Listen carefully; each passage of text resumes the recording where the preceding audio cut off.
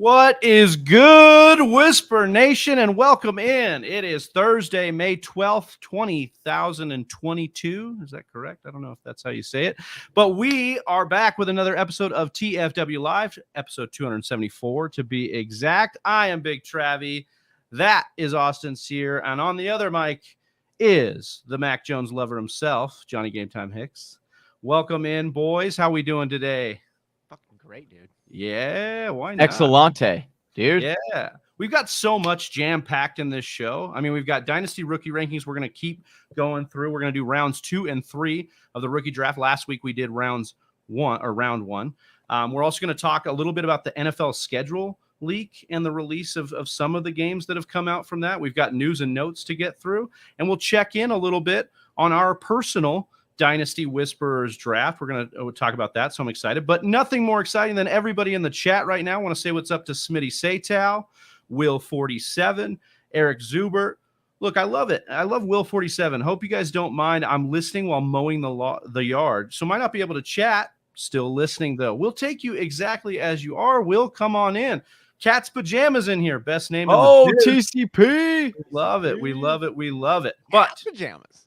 With all that stuff we talked about in the big show, first of all, if you don't want to miss any of our future shows, hit that subscribe button, hit that like button, continue to join Whisper Nation. We are just trying to get one more subscriber. If we can get one more subscriber, our job here is done. That's all we need. We'll actually just stop the live stream if we get one more. Yeah, we'll quit right now, pull the plug. But with all this jam-packed show, guys, we're going to start off even with something else, something new and fun here. A little bit of deal or no deal. So start off with a little bit of a game here, deal or no deal. As you can see, we have all these paid actors hosting a bunch of these briefcases. So Austin, you're up. You're the contestant here, and we'll all get the answer. But pick a case. Select a case. Select any case. Yeah.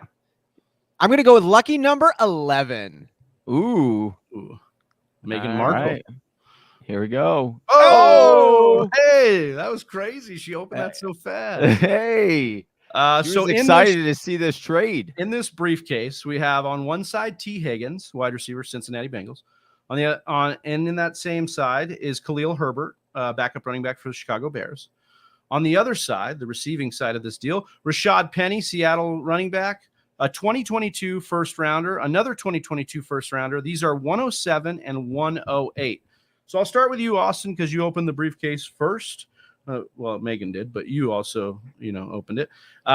Which side of this deal would you take? Oh, can we bring this back up? Yeah. Okay. Yeah. I think. Look at how excited she is for this deal. You know what? The T. Higgins is really good. Right? T. Higgins is really good. I think he is certainly a first-round worthy type of player. You probably had to take your first-round pick, spend it on T. Higgins if you got him in your dynasty league. So one of these picks is there. I think the second pick makes it justified because you know what T. Higgins is about, or at least you have a pretty good idea. So you pay for that guarantee or as close to one as you're going to get in fantasy football. And then Rashad Penny, I know everyone's excited about Kenneth Walker, but there was only one man who finished as the number one running back over the last 6 weeks of the 2021 NFL season, and that was former first-round pick Rashad Penny, who's coming into a run-heavy system with Chris Carson still dealing with chronic neck injury. So I love T. Higgins. I don't hate Khalil Herbert. He did good work with David Montgomery out, but 2 firsts and a running back who probably is going to be starting week 1. I think I got to go with the right side on this one. If I'm getting what's on the right side, let's make a deal. Yeah. Johnny, do you agree with that? Or do you like the left side more because of T. Higgins? We've seen it and he's flashed a little bit of brilliance, not like quite, his Jamar Chase, teammate brilliance, but he's been good. He's definitely been good. I think he's going to be awesome this year too. And probably undervalued. I'll probably have him on a lot of, teams in a lot of leagues because he's going to fall because everyone's going for Chase. So I'll be going after him. I've been trying to go for Higgins too in Dynasty as well. I like this trade if you have David Montgomery. If you don't have David Montgomery, it's probably like you're probably not doing this deal. But to me, I would do it if I have Monty because 108, 107, let's say, those could be maybe you're lucky enough to get Cedric, or you're able to get Wilson, or you're able to get Mcpherson, or excuse Garrett me, Wilson and sorry, yes, Garrett Wilson, and maybe you could get Williams. And so it's like, would you rather have those two or Higgins? I kind of want Higgins, right? Like over those two. Well, I like those other two guys a lot, but like maybe one of those guys is going to be as good as Higgins. Right. That's what I was going to pitch back to you because, Austin, you and I talked about a dynasty trade, Marquise Brown shipping him off to get the 108 and something else. And you said, look, Marquise Brown is what we want these guys to be in a lot of ways. Now, I think these guys that are going in that big six maybe have a bigger ceiling because it's that mystery box. Then Higgins or Brown? Yeah, I would take Higgins, I think. No, I mean, like, sorry. In your situation here, you're talking about, were you bringing in your trade here with Higgins, or I was just saying, like, we want the guys that are 107, 108 to turn into T. Higgins or better, right? Like, that's what we want, and we could be dealing with a bust. Now, I think the 2 picks is nice because you get a shot at that, but also what you could do, and I don't think this is going to happen in most drafts, depending on your league, if there's big RB thirst, then this won't happen. But I've seen some leagues where the Kenneth Walker hate is getting a little out of control, and he's falling to the middle of that draft. So if you know your league weights well enough and you can get Kenneth Walker and one of these receivers and Rashad Penny, does that make you feel like I guess, Austin, if you knew you were going to get Kenneth Walker and with one of those first-round picks, would you like that deal more?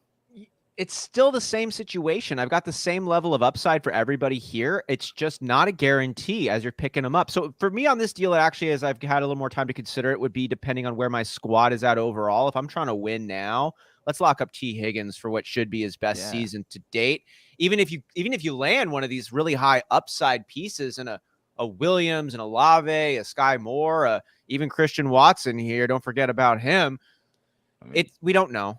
We don't know, and we know about T. Higgins. So if you're trying to win it all, take T. Higgins, keep him on your roster, and go for a championship. But if you're in any kind of rebuilding mode, this is a good position with some really high upside wide receivers. I would, if I'm on the rebuilding phase, I'm definitely going to take the right side of this. You basically have to look at this as if you're not getting anything for Penny, really, because like I really don't see him starting past this next year, even if he does make it through this year. Is he just a sweetener? Is he a sweetener? Yeah, he's just a sweetener. So you're basically like sugarcoating. Pick. Yeah, so you're basically cotton candy. It's like it's a classic case of sell high. You get all the hype behind it, and then you could make the argument that Austin's saying. I'm like, hey, you're probably going to get him, dude. You'll probably get Walker. Yeah, you're like the Carney selling the cotton candy, dude. You're like, dude. It's small hands. First off, we already know that Herbert is a solid running back. They're probably going to use him a little bit, at least, right? Like they'll have him probably be like we've seen he's a 1-for-1 for Montgomery. Like if Montgomery goes down, we've seen him be 1-for-1. Now that was old coach, but still. I'm telling you, Higgins is vastly underrated. So he is. Yeah, I think I would go with that side. Do you know what T. Higgins is right now? You see those optical illusions sometimes where you've got like, it's like which line is longer, and it's just like situating you're like that line's longer. They're the same. I think Jamar Chase pulls a bit of an optical illusion over on T. Higgins where you have them on the same field at the same time. And so you're like, well, it's Jamar Chase. But then you ask the question, which one of these receivers is actually better? And that one. And it seems obvious. And you're like, but is it? Yeah. And I'm not saying Higgins is better than Jamar Chase. I'm just saying T. Higgins is really, really good. And Jamar Chase, because he is so insanely good, kind of overshadows Higgins, making him look shorter than he actually is. Yeah, people fail to remember that last 7 weeks of the season, T. Higgins was the number 1 wide receiver for this offense, and that was during the big Joe Burrow spike game. So it's good to remember that T. Higgins actually could be a little bit more consistent than you'd like to think, where chases their big play upside a lot of the time too. So well said. Love this new segment. We'll be kicking it with you guys. We'll be doing this more with you, deal or no deal. So please send us some of your trade offers. We follow us on Twitter at TF Whispers or get on our Discord. That link is in the description as well. Both of those free to follow. All right, guys, we're going to do our news and notes section here, but we're going to start with the NFL schedule. Now it's getting released today, but some of those games came out. There was a bit of a leak beforehand.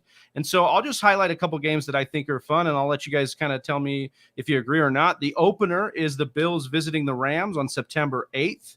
We've also got, as Johnny mentioned, the Chiefs play the Cardinals in Arizona. We've got Bucks Cowboys on Sunday night, Austin. And then this might be my favorite just for the juice and the popcorn. We're going to get to the Jerry Jeudy news, but Russ going back to Seattle on Monday Night Football. That's really exciting. Dude. Guys, any of these leaked games really jump out to you, Austin? Dude, that last one and the drama. I'm so stoked on that. Right. This is week 1 too, right? So this is going to be the first time we get to see Pete Carroll without Russell Wilson. Dude. I'm not believing you if you tell me there is no tension over there between these two high-spirited men. I'm excited to see what they go, and they're both going to be wanting to win more than they've wanted to win in probably a pretty long time. Yeah. Oh, dude, yeah. Pete Carroll's going to definitely be like, I'm gonna be running the ball a whole lot to keep it away from you, Russell. Over or under like 1 or 2 packs of gum he goes through in that game. Over. Yeah, I would think so too. Johnny, any other game that piques your interest for week 1 of those league games? Oh, definitely the Cardinals and Kansas City Chiefs, baby. One, from a fantasy standpoint, you're looking at an explosion of points potential, right? An explosion. All right. So you're already excited about that. Okay? We're going to be smashing this in daily, and then it's going to be like a dud. It's going to be like, dude, don't say that. Loco and CEH for 200 yards combined. No, I'm telling you right now. 12 at halftime. Connor with 2 touchdowns. Hey, Hollywood's going to be like 150 and 2 tutties on that game. Anyway. I'm getting beside myself there. But what I will say is thank you to the scheduling, whoever does the scheduling gods or whoever, that they put this game in the beginning of the season and not at the end, baby. So, you know what? We Kyler's healthy. On fire. Yeah, we're going to be healthy, on fire, ready to go. Game plan, ready, set, go. And then I really love about this, I want to throw in there, Johnny, with us being at the top, what's really cool about it is, our Cardinals, I'll call them our Cardinals on this too. Love my Cardinals. They are getting a different level of consideration. Like, how good are the Cardinals right now? Kyler Murray is a bit under the microscope. Right, wrong, or indifferent, he is. And having a chance to go up against the Chiefs and Patrick Mahomes and Travis Kelce, this big bad monster in the AFC West, getting a chance to go up against them right away is an incredible opportunity. Show the world what we're about. I mean, if Kyler Murray comes and outperforms Patrick Mahomes week 1, that conversation is going to keep going for a few weeks. Let's go. Yeah. Winners focus on winners focus on winning. Losers focus on winners. So this is a good idea for these Chiefs and these Cardinals to step up to that next level. Try and get a little bit of focus in on the guys that are doing it right. But who's doing it right is Slim Reaper in here in the chat. Says #WhisperNationStrong. What's up, guys? He's now casted us at all of our alter egos: the shadow, the beard, and the jawline. Oh, Shadow? Perfect cast. Shadow. I'm the shadow? Yeah, I don't go boo. You have to explain it, but I guess that's what he's got. Peekaboo, dude. Yeah, that's true, kind of. Hey. Oh. Where's Freak Stomper when you need him? All right, guys, we're going to work through some of these news and notes now. Just going to preface this Jerry Jeudy stuff. We don't know the full story. What we've been told is that Jerry Jeudy was arrested. He is being held on no bond. There was, the official report was that it was second-degree criminal tampering. This is from Tom Pelissero in Colorado, which means tampering with another person's property with intent to cause injury, inconvenience, or annoyance. And then later on, Tom Pelissero confirmed through Michael Spencer there was no physical contact between Jeudy and the female party. It was solely involved property. So we'll see. This will be evolving. But Austin, I guess just your first take on the Broncos offense. I mean, we were kind of picking between Sutton and Jeudy as far as they were being ranked pretty close together, ADP wise. Are you more in on Sutton now, obviously because of this? Or I first off hope everyone's okay. I hope everybody's doing well in this situation. Tensions are high. People make mistakes. People need to be held accountable for said mistakes and correct their behavior. And I hope everybody involved is doing okay. With that said, this has no impact on my evaluation for them from a fantasy football perspective. From a Broncos perspective, I expect Jerry Jeudy, from the reports we're getting early on, not to have any impact on his schedule, playtime, preparation, any of that. So this wouldn't impact me there. If we're just talking about these receivers straight up, Jerry Jeudy, I think, has a little bit more excitement possibly, but I don't know if that's earned. Cortland Sutton is a beast. He dealt with injury. He's been really good at moments. Jerry Jeudy came in and they kind of neutralized one another. If you're asking me which one do I want whatever one is second. Cheaper too. Yep. Johnny, I wonder, I don't want to spend too much. Huh? I don't want to spend too much time, but it is a question we'll be evolving throughout the offseason. Can we simply say that it's DK is Sutton and Jeudy is Lockett, or do you think it's more nuanced than that?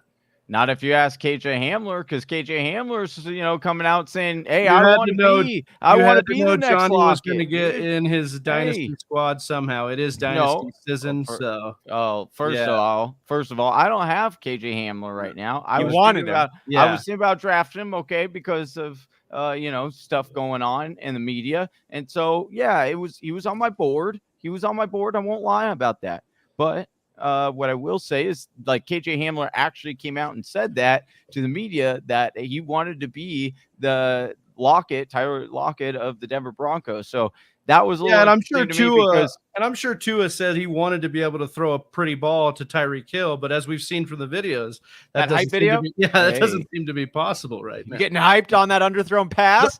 I am. The Podfather made a great point. He said, "Look, the Miami Dolphins team chose that video. They said this was the best video that we had to put out. Like, if you think about that, like they went through all the other videos of practice, and that's the one they chose." It's like we make clips for the show sometimes. We're like, okay, is this one, this one, this one? It's like, guys, this is the best we got. I'll be honest though too, because as we create content and stuff, it must suck for the person because it was pretty well shot and stuff. Like with the slow-mo and it was like the zoom. Yeah, and it was like they probably put it out and they were probably pretty proud of their what they did with the footage they had, and then everyone's just clowning on this. They're like, nah, damn, bro, they're like, I fucking gave you the best possible thing you could have gotten. Thank me. You're welcome. I know that this was shit. I had to watch it for 30 minutes while I was putting this little video together. I pulled out all the bag of tricks. I was like Kyrie Irving with a layup. I'm going to get every single thing that I got right now. I'm going to put on music, slow-mo, zoom-ins, dramatic ins and outs. You had to doctor it all. Don't forget the incense. You had to get it all ready, And if you guys are not knowing what we're talking about, look up Tyreek Hill to a hype video. I'm telling you, it's hilarious. You'll get a good laugh. I should have grabbed it for the show. Speaking of a little bit funny news here, breaking from Jordan Schultz, Mike Davis signing with the Ravens. So as we bring up, your boy, and Austin, throw back to that day. Potential league winner, 0 RB stud here, Mike Davis. Potential. Ooh. We talk about redundancy sometimes. It's almost like this is Mike Davis we're talking about, my guy. Mike Davis. Mike Davis. Yeah, exactly. If you want to be formal about Mr. Davis on this. Released by the Falcons, joins the Baltimore backfield. Of course he does. Also, Baltimore drafted a running back as well. So of course they did. Yeah, of course they did. He does look good on tape. That guy looks good on tape for reals. Of course he does.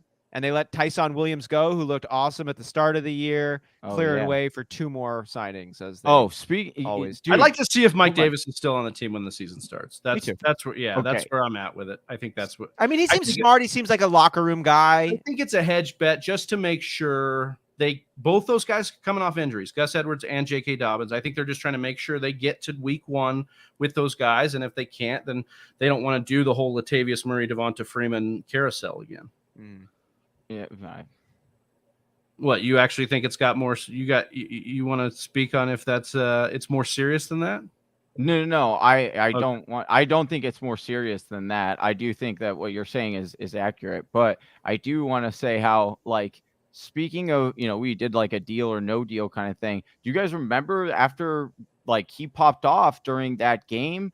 The Ravens were getting deals for him or offers, and they didn't deal Tyson him. Williams, and they didn't. It's like, bro, and it's like, bro, why you should have sold high, bro? You should have been on our deal or no deal. Master of trade. They should have called you, Johnny, the master of trade, saying, "Look at what you lost there." Exactly. Well, going from loss to winning, Sony Michelle getting another contract, signs with the Miami. Sorry about that. I didn't. What's going on? Hold on. Sony Michelle signing with the Miami Dolphins, formerly of the Rams, of course. We know that this is, kind of even more like the Ravens, like even more so. They're going to bring in a lot of backs. Anything to talk about here? Does anyone want to take a stab at this backfield at all? Is there anyone we really like? Obviously, if somebody emerges early on, it's the player you pick up. Chase Edmonds, we had some comments on him. Gaskins, Sony Michelle. This could be wishful thinking. I do have Chase Edmonds, obviously, in Dynasty. I'm invested in Chase. We like Chase's metrics. We like the flashes. He's never really put it together for an extended period. But I do think that they are going to give him first crack. And I would imagine that Sony Michelle and Raheem Mostert and Gaskin, some combo of those two are going to back him up. And they're going to try and figure that out. And maybe it's change of pace. But if this offense can mimic the Niners in a good way, you'll want the first back. Unless it's clearly going to be if there's just so much unknown. Chase Edmonds to me is being overdrafted right now, but maybe with the signing of Michelle and some other things, that'll get pushed down a bit. What's Chase Edmonds' ADP right now? What do you mean overdrafted? I thought he was in like the 10th round, isn't he? I don't know about that. Let me look it up right quick. That would be because I agree. If he's going in like the 5th or 6th, then yeah, it's probably like going in the 9th round. I'd take that all day of the week, twice on Sunday. Yeah, he's going where Darrell Henderson's going, but also where Amon-Ra St. Brown, Gabe Davis, Cordarrelle Patterson are going. Because they paid the man. That's the thing, is like these other guys didn't pay. Right. You know what I mean? Like he got a decent contract, but again, in the 49ers mold, in the Shanahan mold, in the maybe Mike McDaniel mode, does that matter? Well, Mostert's, one game, week 1. Probably he's good week 1. Well, at least for the first half, and then it'll be Chase Edmonds and Sony probably. And my bet would be on Edmonds over Sony. Cracking the Dolphins code, Austin. We've talked about their offense quite a bit, and we don't need to spend too much time. But cracking the code on how much they mirror San Francisco and in what ways will be a big question that needs to be answered for this fantasy season. Because it's not just Chase Edmonds, right? It's like, is Gesicki going to mirror Kittle? How much of Tyreek Hill is going to be used by like Debo? And what do we do with Waddle, who had a fantastic rookie season, but now can we draft him the same with a target hog and Tyreek Hill?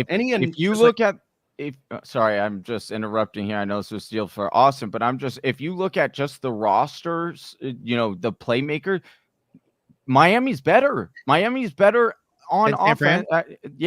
For skill position players. Would you rather have Debo or Hill? Would you? Yeah, right. Exactly. Would you rather have Hill or would you rather have Debo? Right. You'd rather have Hill. Would you rather have Ayuk or would you rather have Waddle? Rather have Waddle, right? Kittle you would probably say Kittle over Gesicki, but it's pretty close because no, it's not. It's Kittle, but yeah, it's definitely Kittle. It's still 2-1. I don't think it's close. Yes, it's Kittle, wow, Johnny. Okay. It's Kittle. Kittle actually blocks. Gesicki doesn't block. Kittle's an actual tight end. Kittle's had elite finishes multiple times. Yeah. Gesicki's never had like a 3-week stretch. Are you kidding? He did have a They finished higher than what are you talking about? He finished better than Kittle last year. Well, yeah, Kittle played like 6 games. Exactly. Kittle can't stay. Yeah. Okay, we're not factoring in injuries on this. We're evaluating it Madden-wise with injuries turned off. I think Gesicki's actually the odd man out in this offense because I think both Waddle and Tyreek Hill have shown to be target hogs. And unless Tua, if you're banking on Tua being halfway decent, then maybe I think the backs and everybody else are going. But just to stay with that one on the skill positions, what do you think about the running backs? Who's got better running backs, Miami or San Francisco? Miami. Actually, I don't know. I would say San Fran. I would say San Fran. But I think it's closer to a push than we'd like to say too, because we don't really know about the backup guys. And at least with Miami, we can say Sony's had some decent games. Raheem's been a fantasy darling when he stayed healthy. He just never does. And Chase Edmonds is kind of a Raheem Mostert light. We want him to get there. But I was not a Chase Edmonds believer last year with him and the Cardinals leading the way. And then I just watched him play, and he's got glitch abilities. He's got glitch tendencies. And in a special kind of way. He's actually good. Yeah. I guess we'll be cracking that open. Friend of the show. That's true. We'll be cracking that open in the offseason. That's going to be we've got to get a burning question show going because there's some big ones after the draft that are going to be good to talk about. So Whisper Nation, help us out with that. Yeah, if you guys have huge questions for this offseason, we'd love to answer them for you. And again, if you're new to the channel, hit that subscribe button, hit that like on this video. We're trying to get one more subscriber today. That's our goal. Let us know you're new. Give you a shout out next time. That's right. NFL Network's Ian Rappaport is reporting that the Packers are gonna be involved for Jarvis Landry, Julio Jones, and Odell Beckham Jr. And Yeah, And yeah. all of them. Interesting article. I like that. Yeah. Let's get 'em So all. I guess, yeah, that's the point here that we wanted to bring up, Austin. Which of these, I guess, would you rather have of the three? I think it's OBJ, right? Is that Baker Mayfield crying because he doesn't get one of these guys? No, I had to throw Baker Mayfield up there. Just anytime OBJ is like now going to be mentioned, I just think it's funny to throw this one up because this is just a classic photo of Baker. Like you love Baker Mayfield so much. I can't even believe the level that you love Baker. That you have to make a segment about OBJ and other wide receivers about Baker.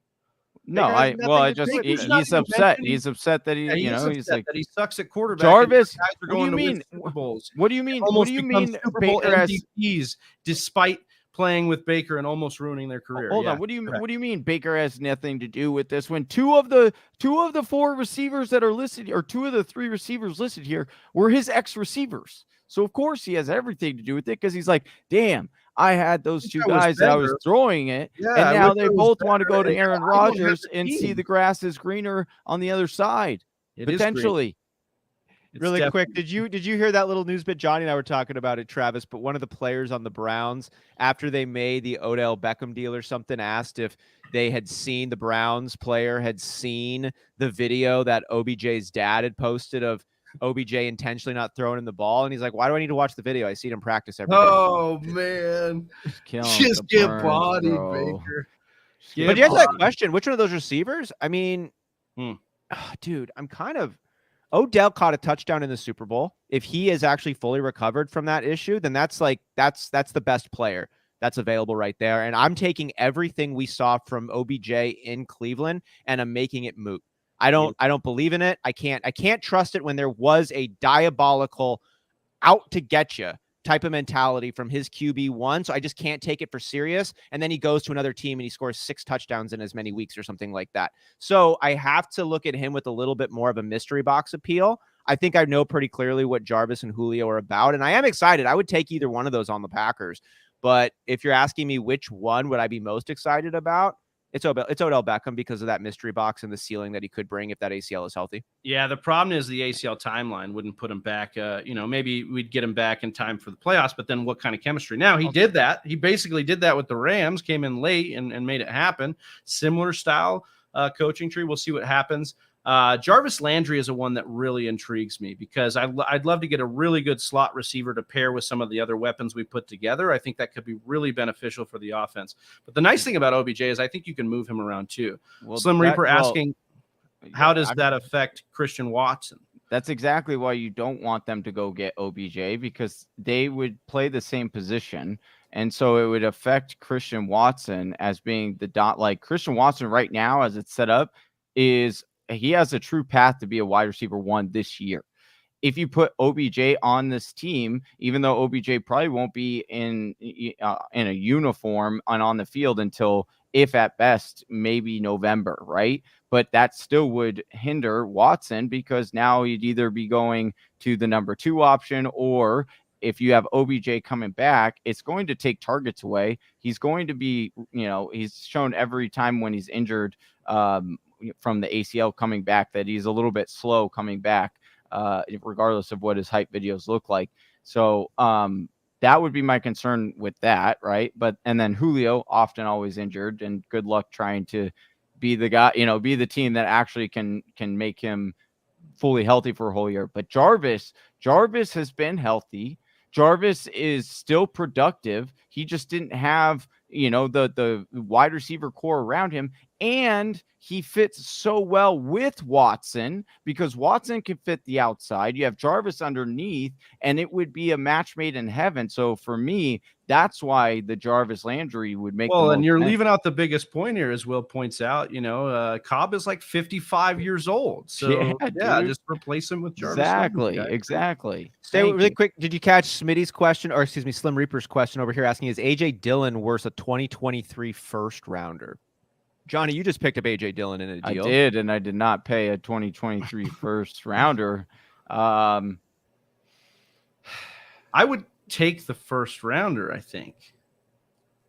I'll be honest. I think I would take It depends. Hold on. rounder.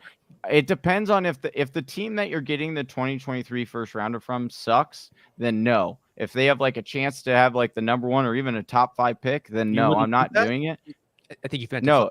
Oh, okay. You're saying you'd only want to get a 23 first if it was a team that sucked. a first half of the first half. Exactly. Now if it's like a team that you're like, oh, that team is most likely going to be in the playoffs and they have a really good shot at winning the whole thing. So then you're like, oh, it's a back end of the first half of the first round in 2023. Then I would do this deal because I think you would be buying. I'm a believer in AJ Dillon this year. And I think that they are going to use him. And then I think that in the future as well, they'll start to transition over. And we know what this kind of running back can do in this kind of offense. We've seen the Derrick concern Henry just with play. AJ Dillon is that he's never going to be the lead back because Aaron will Jones keeps eventually. it going. Maybe Aaron Jones isn't going to live forever, dude. He's not that old. Superman. And this isn't AJ Dillon's rookie or sophomore season. Okay, Like he's AJ getting is more and more old, time. and running back years, AJ's old. I mean, How Melvin old is Gordon was AJ? Melvin Gordon was 29 years old and had a strong RB2 performance, good enough for them to bring him back, despite Javonte Williams demonstrating all of the potential in the world. Aaron Jones is not slowed down. He's played through injury and he's still been super productive. If AJ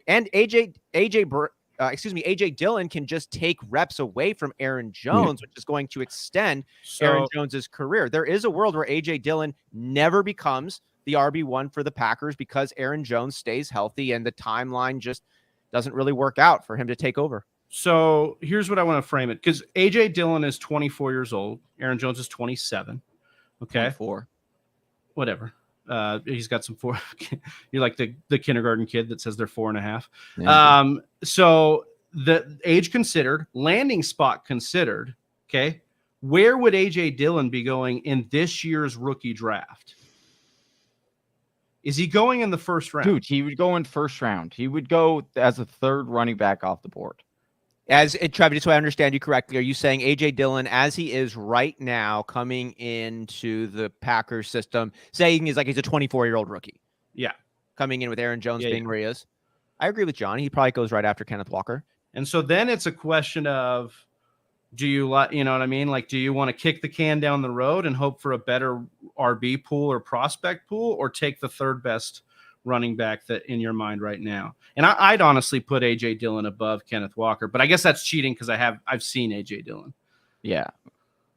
I'm telling you, I think that AJ Dillon, especially when I saw him starting to catch out of the backfield, and not only just catch the ball, but contested difficult catches, he looked good. I was like, all right, this guy definitely has everything you need in order to be a bell cow. It's just only a matter of time, because here's the other thing with Aaron Jones, and trust me, I do love Aaron Jones. I hope he continues to have a great career because it's fun watching them both. And I do think Aaron Jones will still be very good this year because of how many passes he's going to catch this year. But the thing for me is that he is getting a little bit older, and he's only 5'9", slightly over 200 pounds. Typically, those guys don't, in that good BMI though, right? You'd like to talk about the BMI? That's pretty good BMI. He's a good, 66 percentile BMI. 5'9" over 200 pounds. That's pretty good.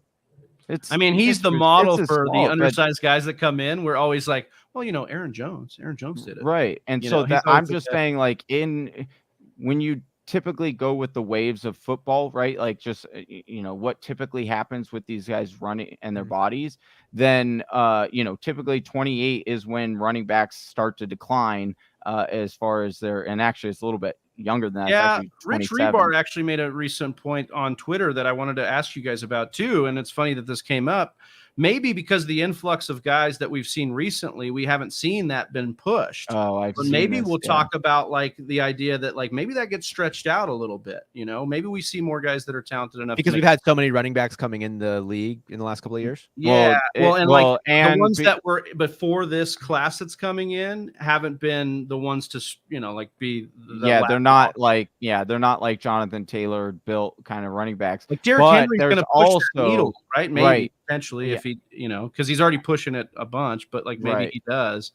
But the other thing too, though, the reason why it's, the stat is kind of skewed is because they don't use the running backs the same, right? Because like back then they didn't want them.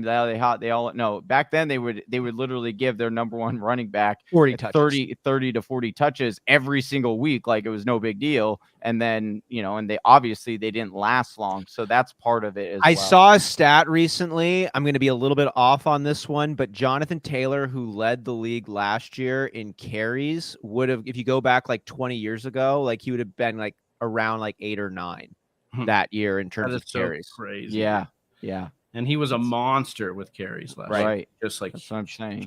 They're more efficient. That's what they figured out. Like my guys can be more efficient with less carries on their body and last longer if we do a like 2 running back kind of system. That's why they. Would you trade a 2022 1.09 for Aaron Jones? This looks like it's Dynasty. Yes, I would. You take Aaron Jones for that 109 for the first rounder? Yeah, I would.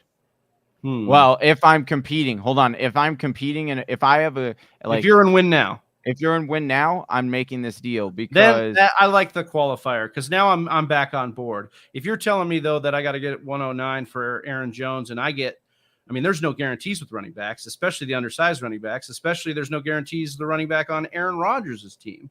Yeah. Like who knows? Dude could retire halfway through the season. I don't think that'll happen, but you know what I mean? Like he's just a wild card. So yeah, I'm with you on the win now. You agree with that, Austin? Yeah, if you're in win now, I think Aaron Jones has got a good shot of finishing as a top 5 halfback this year because of the vacated targets, because of just who he is and everything that's going on. If I was in not a win now, though, I mean, I get really excited for the future builds. I think everybody here on this show does. I would probably. And we're in rookie season. We love rookies right now. Oh my God, we love them We much. We love them. We're doing it was so they're so shiny right now. It's like over the top. Well, they haven't busted yet. So. Yeah. If I was building it all for the future, I think I would try to. I would still give this a lot of consideration, but I would try to pull out like a future second. Maybe I'd be like, you give me a second, and I'll throw in a 4th or something like that. As I would try to get a little bit more juice for the long haul on top of it. Yeah. Ronald in the chat. What's going on, Professor? What's up, Ronald? Appreciate you coming in here. All right. Somebody that may not push the age needle is Chris Carson. We wish him the best. Hopefully he can come back healthy. But when asked about selecting Kenneth Walker, Pete Carroll said of Chris Carson, we don't have updates yet on Chris, and we won't know for some time. So there's a little bit of uncertainty that we're waiting on. That was the most recent one. I think about a week or 2 ago, he said that if Chris comes back, he's the starter. Yeah. So we've had obviously normal Pete Carroll. He's Pete Carroll going to Pete Carroll. Love my guys. Great guys. Yeah. Best They're all the best. We talked a little bit about Rashad Penny in a dynasty. In redraft, guys, I want to pick your brain on this Seattle backfield and how you see it shaking out. And if you even want investment in what we see to be a bad team. All over DJ Dallas, baby. Give me the cheap one, man. I want the discount back. No. I mean, they're all kind of discounted right now, right? Even Penny is discounted. Well, I think what's going to happen is you'll see those ADPs converge. Penny's is going to get lower. Obviously, Kenneth Walker's going to rise. There's a lot of love for Kenneth Walker on Fantasy Football Twitter and just his profile. Like, he was a really fun runner, right? Killed it at Michigan State. Yeah. A player profiler has his spark scores equivalent to LaDainian Tomlinson. You see a name like that in the top right corner, you pay attention. And landing spot matters, though. And we're not big on the landing spot, and we're not big on him versus, at least I should say I'm not huge on that. Him versus Penny. Well, like they're airing out the concerns a little bit on the landing spot. It's not good that Pete Carroll traditionally deploys a committee of sorts. It's rare to see your lead back at more than 15 carries, but it is a run-heavy system, and we've gotten a lot of RB2 or better running backs out of that system. They haven't stayed healthy. I don't exactly know what the reason behind that is. They get a lot of people out there, but whether it's Chris Carson, or I've talked about Thomas Rawls, who had a moment in time, or we all know about beast mode and Marshawn Lynch about how well he was able to succeed over there in Seattle. It's kind of one of these weird bags where the floor for the running backs in Seattle are pretty high, but the ceiling, I think, does get capped because of that committee approach and the way they deploy a lot of them. Dude, Are you shaking your head? No? I think I mean, I would draft both of them. I think at that price, even if you have to pay like an 8th and a 10th, you just get both of them. Most people are going to tell you, no, I don't want to do it. Seattle's nasty. It's not going to be fun. And listen, some parts of fantasy football aren't fun. Newsflash. Most of it's not fun. Most of it's not fun. Most of it's not fun. But I'll tell you what will be fun. You guys want to have fun? Hey. Too bad. Play something. Don't subscribe. Don't subscribe. Don't You're looking to have fun. subscribe. Don't subscribe. Pick up a new hobby. Go do something else that's better for your nervous system and your sex life. The reverse Billy Madison. Stay here. Stay here. Get out. No, Get out. Get out of here. Get out while you still can. If you're the type, if you're the type of person that likes to go to the bar, and pull out your phone and be like, hey, check out my sexy roster here. If you like to do that, don't draft them because you're not gonna. You got Jade, but you're like, hey, you want to see my dynasty lineup? Check this I out. tried, but she didn't give a shit. Works She was every like, time, oh, doesn't okay. it, boys? Jay's like, Johnny, send nudes, and he just sends a picture of his dynasty roster. Absolutely, dude. That's No just filter. that's good as gold right there. Good as gold. Look at But that. but what you're not going to get is if you have Penny maybe if you do end up having Walker and he becomes a rookie of the year or whatever, then people might give you that. But here's the thing. We do know to counter somewhat of what Austin was saying. It's one of those things where we do know what Pete Carroll thinks about these running backs as far as how he deploys them. Sure, you can't say that any running back is going to get 25 carries in a game. It'll probably be more like 15 to 20, but there'll be a lead guy, and it's most likely going to be Penny because they brought him back. They gave them the first. They love him. They waited this long. Might as well. Hey, hell, if you're going to go down with the ship, might as well go down with the ship. He's the number one halfback, I mean? and he like PFS metrics, all of the things we saw, it was good, right? Right. So the only, again, Penny and injury is like goes hand in hand. Caution in this, okay? Oh, there's a lot Chris of caution. Carson, the guy we're actually worried about coming back to football, the guy they keep giving a chance to. Do you know what round he was drafted in? 6th. The 7th. Okay, I was off by 1. Care about draft capital because they've kept this guy around because he was good. Now, do I think Walker can overcome Penny? Probably, sure. But I also think that Penny showed us enough that Pete Carroll's going to be chomping on his gum and go, yeah, this guy's good. I got to keep giving him the ball. And I get that. And I get that Seattle does that. But the last thing I'm going to say, investing in both these guys, I don't want any part of that. I'll take the cheaper one in Austin saying because there's just not a lot of upside. Again, this was the slowest team on offense. It'll probably be slower or the same. And no team targeted their running backs less than Seattle. Only 67 total targets to the running back last year. Seattle is not. You're saying you don't want any of it? I would take the cheaper. I think take the cheaper. I think I'm going to take Penny because I think their ADP is going to flip, and I think Penny's going to dip down. And I'll take the guy we talked about starting the season hot. Yeah. Even if we think it's a Javonte Melvin Gordon thing. Yeah, exactly. If you took Melvin Gordon last year. Right, exactly. You were happy. So, or if you took them both, you were happy. So that's my take right now. Obviously, new information comes in. We can change our opinion. As we said, that's my initial feeling in redraft on this backfield. Man, I'm getting fired up. I really love these different takes we're going to have this offseason. And we get to peel back the layers and talk about them all. One last news item here. Dennis Allen saying that Michael Thomas. Oh, I'm sorry. Alec Pierce is the next news item. Oh, yeah. I love that even more. Yeah.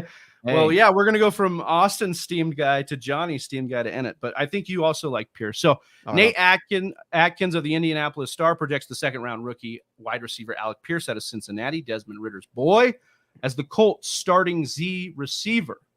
So I guess this is just kind of reiterating what you two saw. Like, first of all, Austin, you loved the tape. You loved what you saw at Alec Pierce. And then Johnny doing some deep diving and saying, look, this is what Matt Ryan loves. He loves the number 2 guy, the easier target. So are we just full steam ahead on our guy, Alec Pierce here? Where are we at with him in Dynasty right now? We have him. We're going to be doing in a little bit. Oh, that's Whisper right, yeah. Nation, our second round and third round selections of our rookie draft that we're putting together. Essentially, TFW's rankings of the rookie players coming in for your dynasty draft. Last Thursday, we did picks 1 through 12. We're going to jump into the second and third rounds later in the show. We had worked through some of those picks earlier on, and we had Alec Pierce. Johnny and I did both early in that second round. Yeah, You'll see beginning that of the coming up second. later. And that's where he went in our dynasty. And we'll show that in our dynasty league too. So yeah, I don't think we're too steamed up on him either. Yeah, I mean, love that tease there, Austin. Professional tease right there. You go, he says, look, we're going to be doing this in a little bit. We'll talk a little bit more about Pierce then. That's what the ladies in high school used to say about me too. He's such a tease. Oh, you won't. That's Shadow. He's such a tease. I don't know. I'm trying to play with Shadow and see if it works. We like to have fun. Just see if it works. All right, last bit of news here. Saints head coach Dennis Allen, Michael Thomas, quote, still has some hurdles to clear before returning from ankle injury. Johnny, this is your boy. You've been hyping up Michael Thomas, and we haven't really touched back in after drafting Chris Olave, and now this news that maybe and the haul they gave up to get Chris Olave, and then maybe that he needs some time. Do you think this is more or less nothing on Michael Thomas? Do you think he'll be ready for the start of the season? Johnny, are you going to answer? News. I'm scared, dude. That's I'm nervous, man. This is you got me like bug-eyed over here. When I saw this news come out, I won't lie, dude. It was like I was trying to windsurf, and right as I hit this giant wave, and I'm expecting this giant, lift of air to come and grab the sail, and just right as it make a nice, video. If I had the videographer from Miami, it would have made this really dope, check out the sail on Game Time here. But as soon as I made liftoff, the wind just cut out, man. And that's what happened when you show me this tweet. This isn't good news, dude.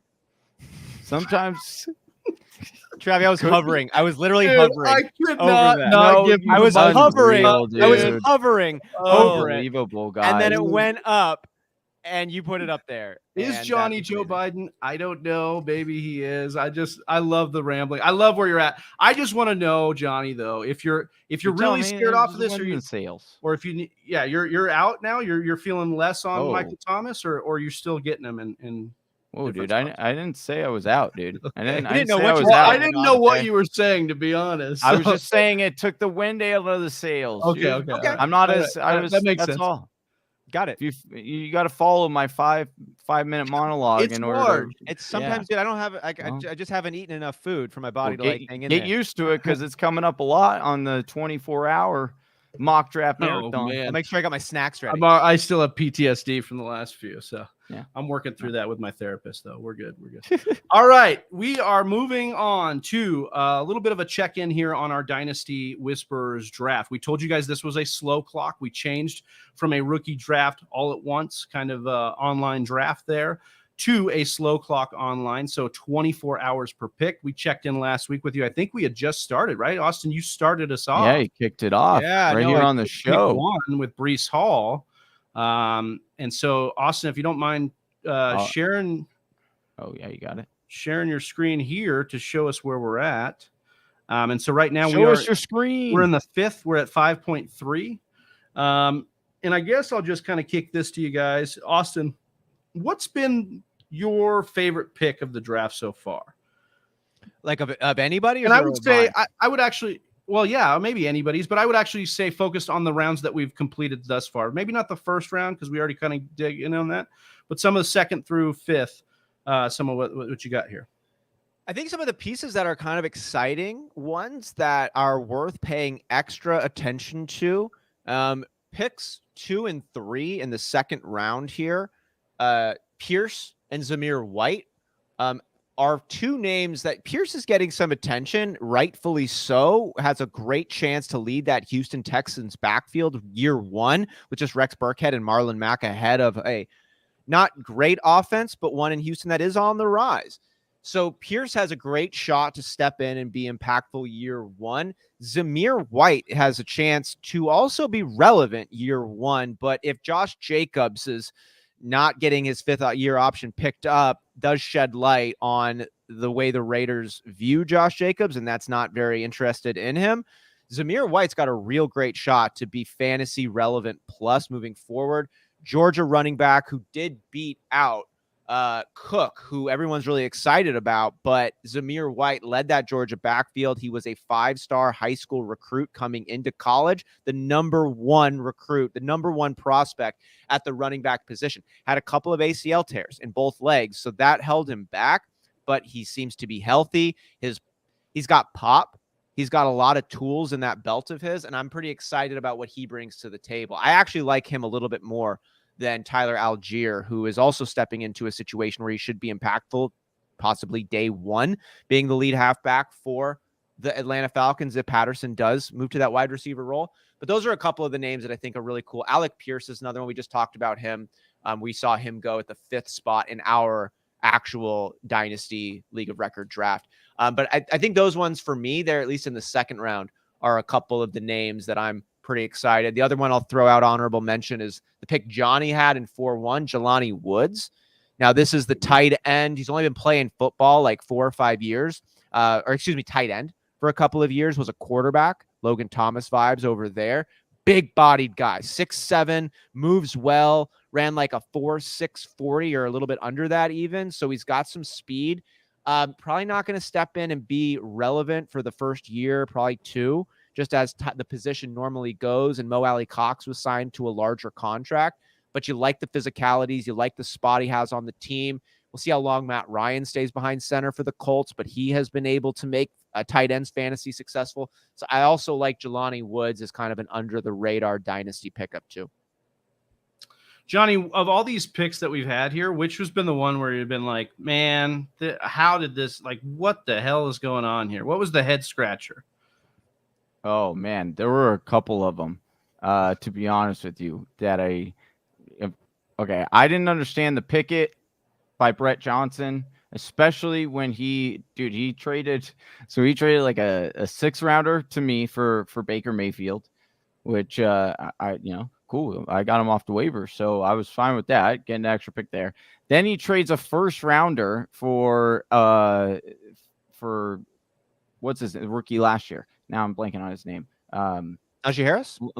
Trevor Lawrence. Quarterback. He traded 112, I think, or something like that, or 111,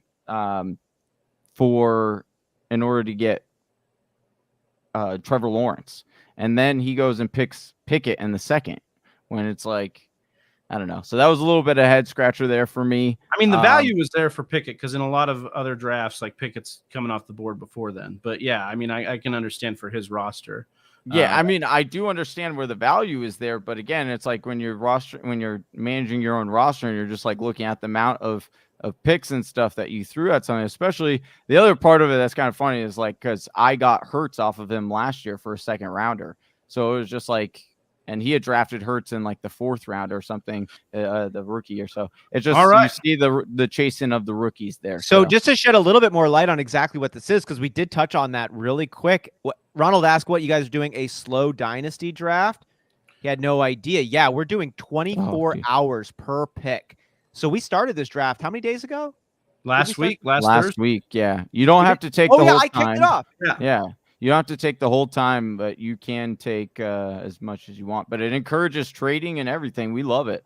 We've had Travis, so much action. What was your favorite pick so far? You've been doing a lot of things, trading up and down. Oh, man. What was my favorite pick so far of the whole draft? You shed some light on Brett Johnson. I honestly think Brett Johnson has had 2 guys fall to him in the 1st and 2nd round that could absolutely smash.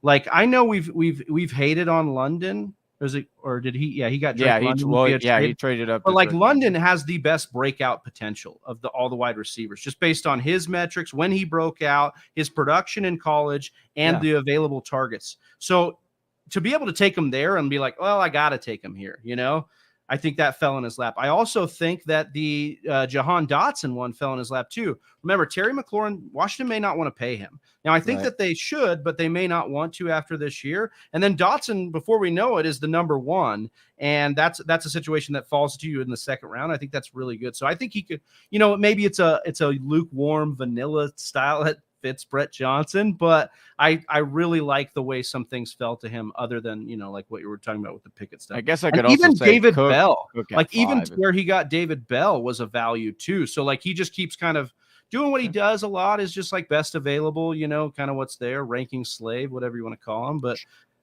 yeah, Trevor, I want to give you a shout out how fun it was, the maneuvering you did and ended up drafting in the 7th and 8th spot, almost in the same situation our deal or no deal to kick off the episode. Yeah, was pretty similar. Yeah.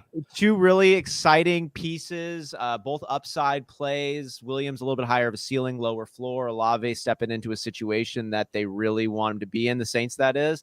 And that's just fun, man. Just a shout out to how fun a situation you. Well, it's funny because like I did some stuff I probably wouldn't.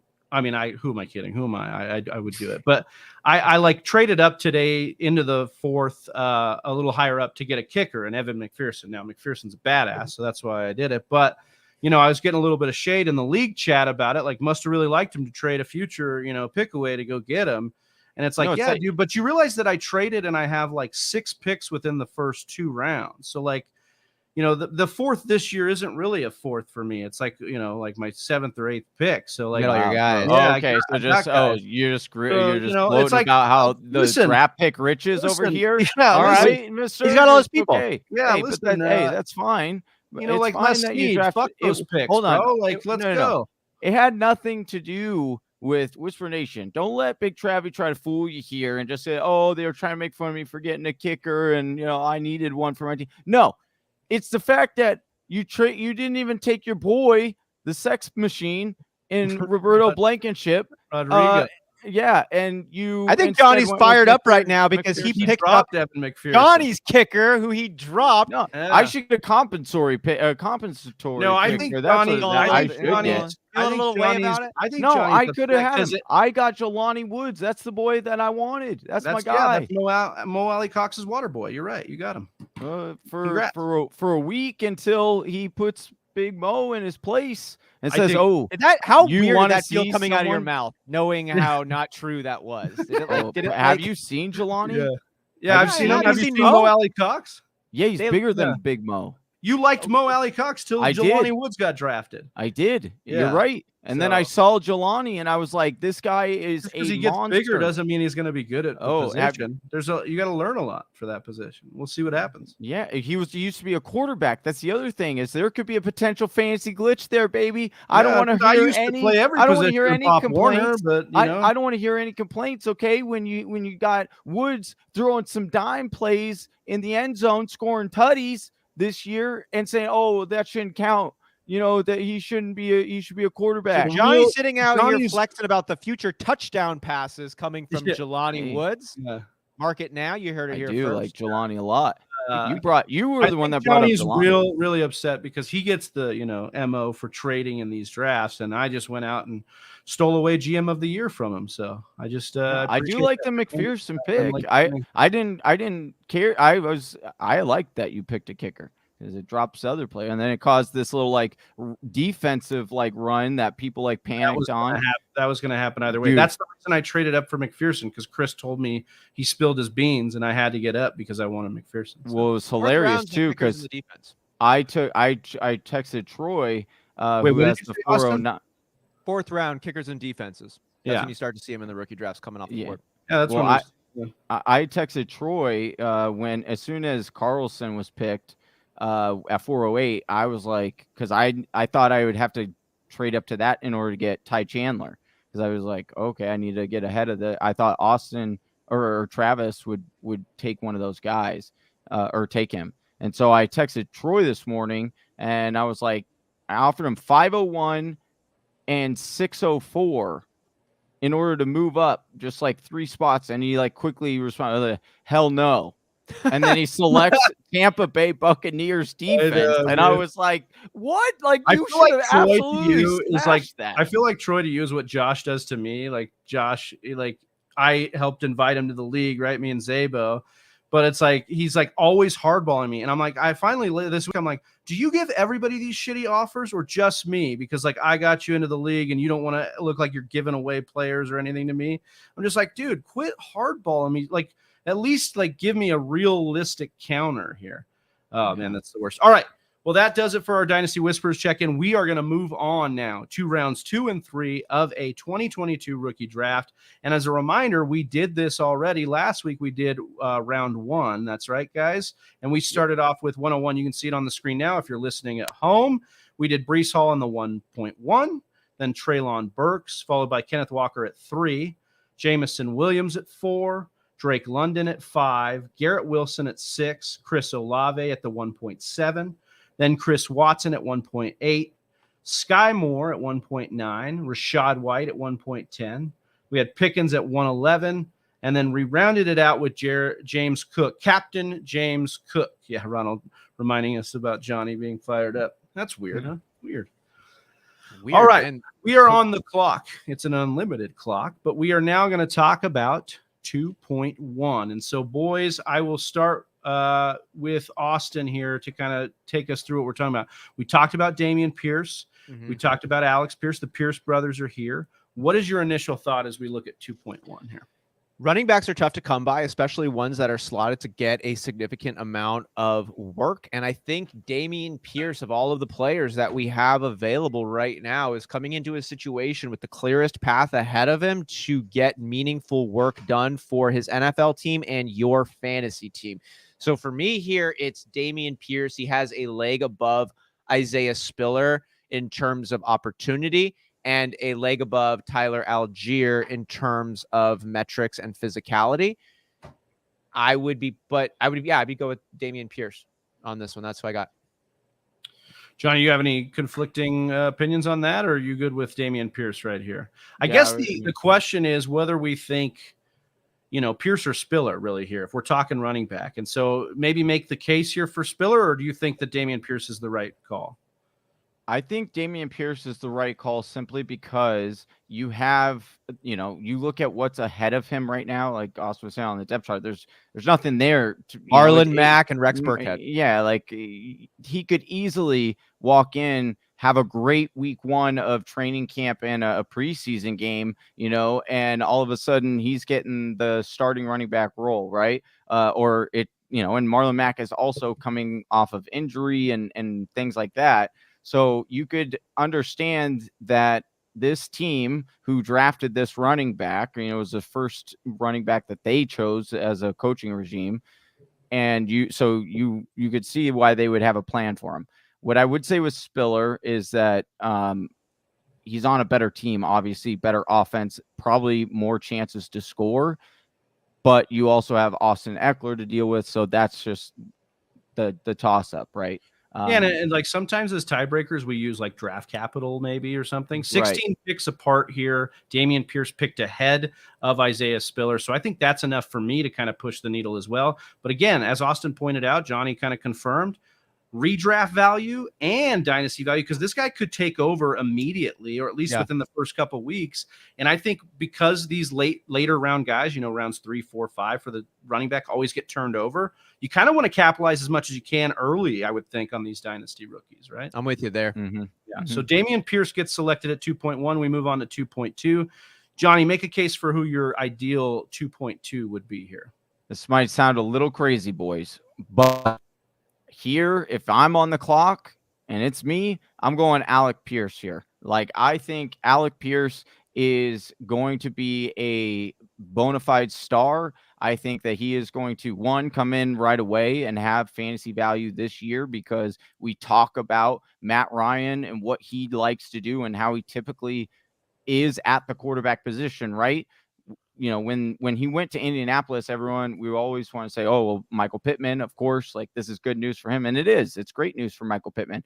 But what we do tend to see from Matt Ryan is if you're Matt Ryan's number one weapon, you generally don't get a whole lot of the touchdown looks. You get a lot of the yardage. Whereas the secondary option generally is a touchdown vulture, touchdown magnet. And he does also get a lot of yards. Think of Calvin Ridley and Julio Jones kind of thing, or even before that, Roddy White and Julio Jones when Julio just got in the league. Yeah, that's what you tend to see. So with all that said, give me Alec Pierce. This guy looks phenomenal on tape. He can catch very, very well. He's got great hands. I've heard him comp to Jordy Nelson. I've heard him comp to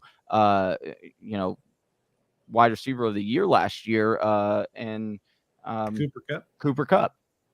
So Austin, if you look at where we Cooper drafted Kupp, LTE, dude. If you look at where we drafted in the first round, and then where a lot of people are drafted in rookie first rounds, right? Sky Moore, George Pickens, those are first round picks in rookie drafts. They went right around the same spot as Alec Pierce in the NFL draft. We had George Pickens, then Pierce, then Sky Moore in that order. So I think this is we could be looking back and say this is a huge value to get Pierce here. Absolutely. I don't disagree with that. I think in most leagues out there, folks are going to be looking at a running back simply because they're harder to come by. And you have some with some appeal to them, no doubt. Wide receivers are also much more abundant, and so you might see a diluted field and be like, I can just get another one of those guys somewhere else. All of the points Johnny said, I am behind. Alec Pierce's film out of Cincinnati looks special. He looks skilled, gifted, and he plays with passion. And then factor in Matt Ryan as his quarterback and the tendencies he has there for his number 2 wide receiver. And I think Alec Pierce is stepping into a really cool slot. We're already hearing about him getting that role. You know who we're not hearing about get a role? Paris Campbell, who's another like high drafted receiver back in the day. This is no comment about Paris Campbell. It's a comment about Alec Pierce. Because last year and the years past, and even this offseason, they were saying Paris Campbell still on the team, still excited, still see what he's about. And I'm sure they're going to encourage the best out of him, but they've moved on. Alec Pierce is now their number 2 prospect behind Michael Pittman. And I'm excited for what Alec Pierce could be. Even with these other running backs on the board that do have some upside there, even some high floor and like a Tyler Algier and these other wide receivers too, that, looking at the sleeper rankings here are even above Alec Pierce, John Mechie, David Bell, Johan Dotson. We like these guys, just not as much as Alec Pierce. I'm with Johnny. Alec Pierce is my second pick in the second round. Yeah, and he's just like a real sexy pick, right? Like, I just feel like just with all the advanced metrics, the offense is good. We've seen Matt Ryan produce. I think it's all lining up for Pierce there. I think it's a really nice pick in the second round. But nothing has been as good as our Whisper Nation faithful out here. Brian Douglas coming in, do it 420, Pizza Belly, all saying what's up. Love to see you guys here. What's good? Thanks for coming in. If you'd be so kind as to tap that thumbs up button on your way in if you're a fan of the show. And if you're new to the show, we said it at the top. Our goal today is 1 new subscriber. We want to shout you out next episode as well.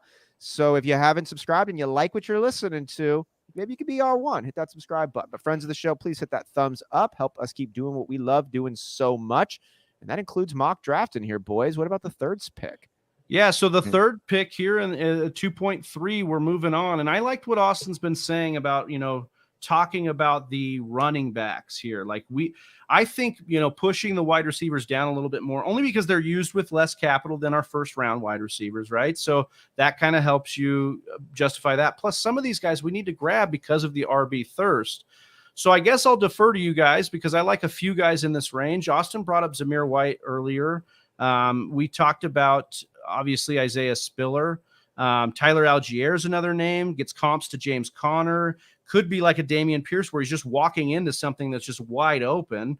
CPAT, I think he's going to be, kind of a polarizing player this offseason. But again, he's not a running back. Like, he was converted. He's originally a wide receiver. So anybody got some conviction here with this pick? Really want to move it forward here? Well, I want to take what you said there and kind of wrap it up and almost address the next 3 picks, because we did work through this ahead of time.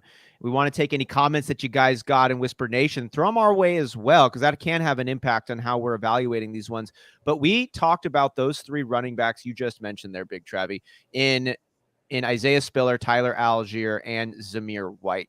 And we have strong cases for all 3 of them. Yes, we also like Dotson, Bell, Mechie moving forward, but we saw these running backs kind of in a group of their own and those wide receivers in a group of their own that were slightly below this pack of 3 running backs. So we had said before, whatever order you'd like to take these guys in, we would be okay with. If you wanted to take Algier because you like the opportunity, presumably, that he's stepping into, or you like Isaiah Spiller's higher floor playing for a good offense, and finally them locking in that complementary running back to Austin Eckler. It's not going to be Roundtree. It's not going to be Joshua Kelly. It's probably going to be Isaiah Spiller. And I say probably just out of courtesy. It's going to be Isaiah Spiller.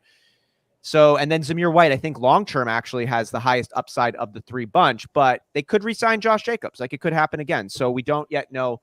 Within that three, though, I think is where I think those three are the next three. I believe that. Now, how we order them for me is the interesting part. Johnny, gun to your head right now. Give me the rank of those three right there. I'm going Spiller, Algier, then White. Okay. And the only reason I have White below Algier is because of the situation, this first year, you're probably not going to be able to use him very much. Maybe not even the second year as well if they end up bringing back Josh Jacobs. But I do like his talent. I love the fact he goes to Georgia. So in my opinion, that's what elevates him. And then you're talking about, my guy Spiller. I can't drop him any lower than this. I was already trying to advocate for taking him in the first round over Cook. So speaking of my guy, dude, what's up, Jersey J? He says, "Hey, TFW, I'll be home in 2.5 weeks, bro. You're home right now. You're with us on the TFW live stream, bro. He gets home to the good old US of A, baby. That's right. He's over. He's coming back. We'll celebrate. Pasta and wine. We'll celebrate. Oh, I'll just make the last point. Like Zamir White, man, is fun because, as Austin said, 5-star recruit out of high school, then the ACL tears. We know ACL should be no big deal. Like, let's see this guy. Maybe he's just young and needed some time to recover. That spent some of his college years. Like, let's get him in here and see. The only concern I have with White, and that might be why we put him at the back of this three, is if McDaniels comes in and mirrors what he's been doing over in New England, which is a lot of running backs in the room. And you saw them bring in a lot of guys over time. Obviously didn't pick up Jacob's option. We'll see what, ends up happening here, but that's kind of where I'm at with it. I think I would personally go Algier, but I don't mind the Spiller upside play. So I'd be good with Spiller, Algier, and Zamir White for the sake of the show. Why do you like Algier? I like Algier over Spiller because I think he's got a clearer path to work in the meantime. And again, it's my point of turning guys over.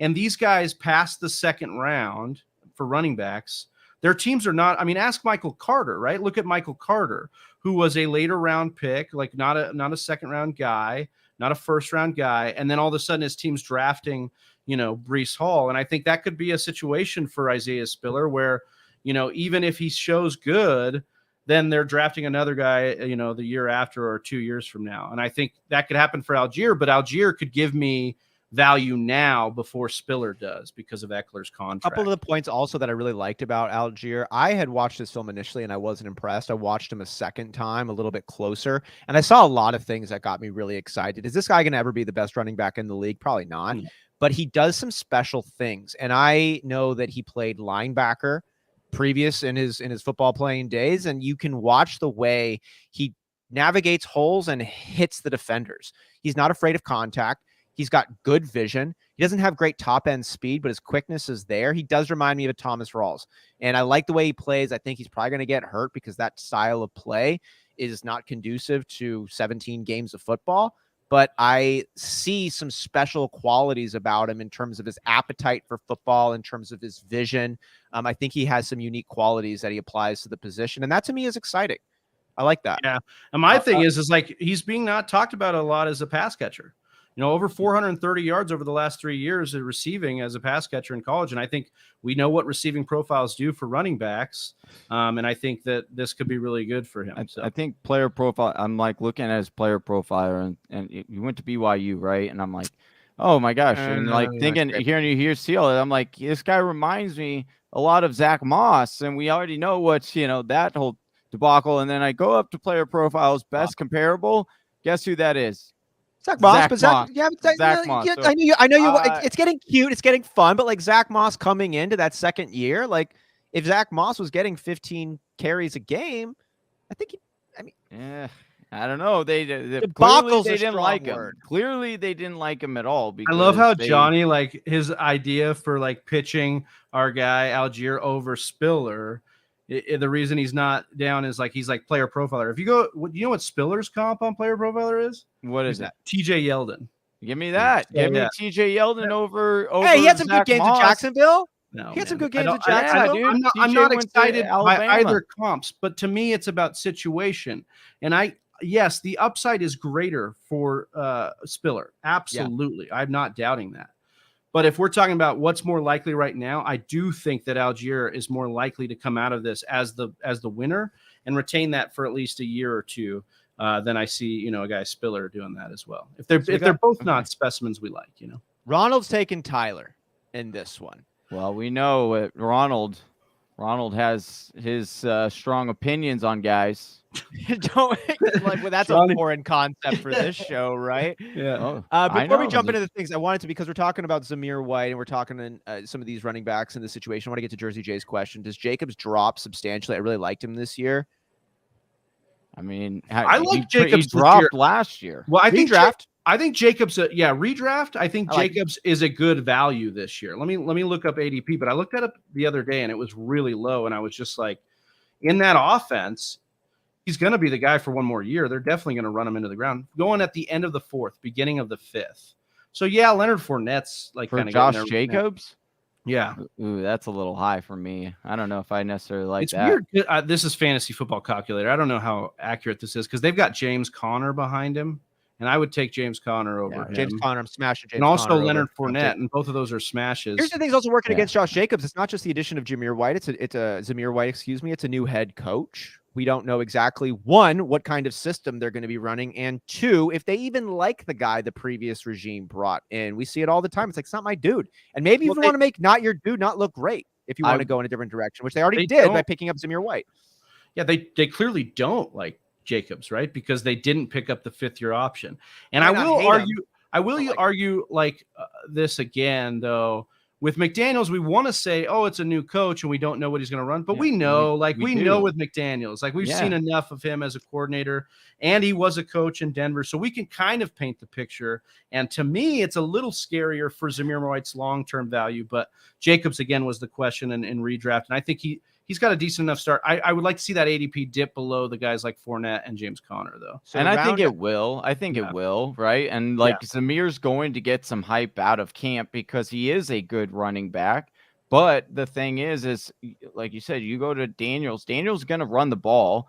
The one thing you do like is, right, like they drafted White because clearly they liked him, right? And this coaching staff graded him high. So when we talk about this all the time, in the beginning of the season, what do? They will ease Zamir in, right? Especially if they're not willing to pay Josh Jacobs, they're going to use up Josh Jacobs. So at least in the beginning of the season, Josh Jacobs should get plenty of work, and then at the end of the season, it could turn into, that was when they turn it all the way over to the rookie White, or it could be a Javonte Melbourne thing again. Not to keep dead horse. Exactly. Good example of transition. All right, let's transition into putting these three on the board here, Austin. I'll let you be the final tiebreaker here on how you want these three to lay them out, and let's rip the Band-Aid. Let's get them on here.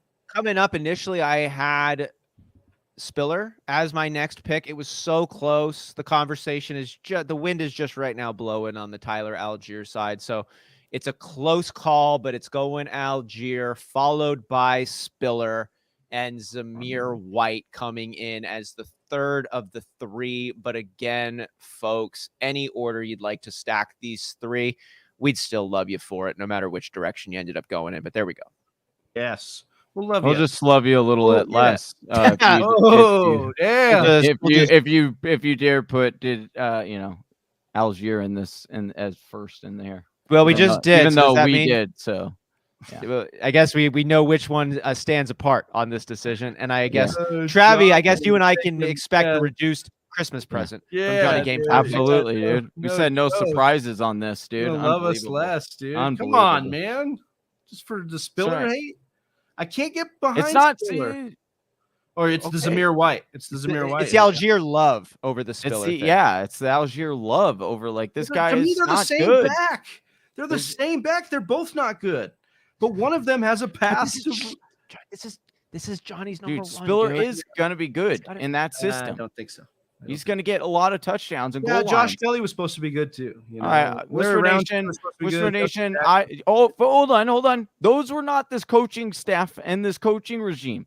Those were the past. Those were Lee's guys. This Spiller is the first running back this coaching staff. I'll remind you that also, like, coaching staffs aren't the final word on the draft. But they yeah, right. The GMs are, right, but the coaching staff plays them and gives them, saying, hey, this is the guy that's going to work for our system. Are we going to trust a guy like that's been doing it for a long time and know his track record of drafting running backs, like his talent?